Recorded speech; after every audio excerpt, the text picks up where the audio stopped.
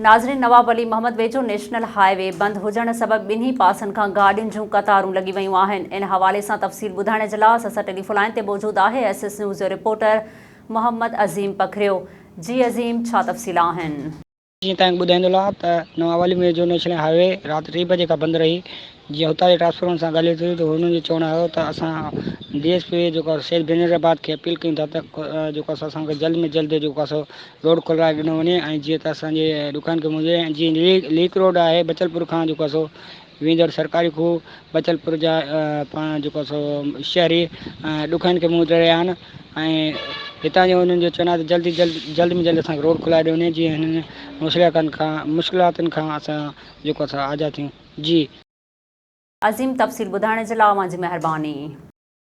नाज़रीन, वधीक ख़बरुनि ऐं अपडेट्स जे लाइ ॾिसंदा रहो SS न्यूज़ वेब चैनल। असांजे चैनल खे लाइक ऐं सब्सक्राइब करणु न विसारींदा।